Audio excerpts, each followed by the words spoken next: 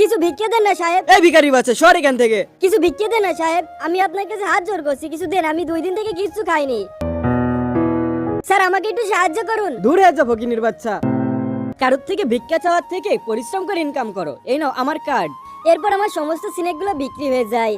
ওই দিন আমি প্রথমবার কষ্ট করে ইনকাম করি, আর এর 1 বছর পর আজকে আমি একটা বড় কোম্পানির মালিক। স্যার আমি প্রিন্স স্যারের সাথে দেখা করতে চাই। প্রিন্স কে? এই যে এটা ওনার কার্ড, এই কোম্পানির মালিক। আরে এই কোম্পানিতে এখন ওনার নাই, ওনার পার্টনার ওনাকে 1 বছর আগে ধোকা দিয়েছিল। এখন এই কোম্পানির মালিক আমি।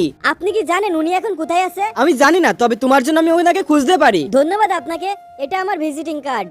তোমাকে যে করেই হোক ওকে খুঁজতে হবে।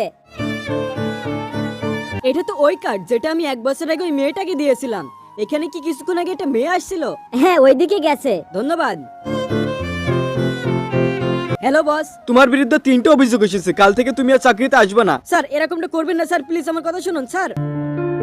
প্রিন্স কেমন আছো? আরে রাকিব সাহেব আপনি এখানে? মনে হচ্ছে আপনার মুড খারাপ। আরে না, তেমন কিছু ব্যাপার না, আসলে আমার চাকরিটা চলে গেছে আজকে। ভালোই হয়েছে। মানে ড্রামা লাভার কিউট আপু ও বোনেরা, পৃথিবীর সবথেকে মধুর শব্দ মা। আর এই মাকে ভালোবেসে থাকলে ভিডিওতে লাইক করে চ্যানেলটা সাবস্ক্রাইব করে দাও। আর মাকে ভালো না বাসলে লাইক এবং সাবস্ক্রাইব করার কোনো প্রয়োজন নাই। এরকম ছোট মোটো কাজের জন্য তোমার জন্ম হয়নি। আমার কাছে তোমার জন্য একটা চাকরি আছে। কালকে তুমি আমার কোম্পানিতে চলে আসবা। তোমার মতন ট্যালেন্টেড লোকের আমার প্রয়োজন। আপনাকে অনেক ধন্যবাদ রাকিব সাহেব। রাকিব সাহেব মে আই কাম ইন? এই দেখুন আমার সিভি।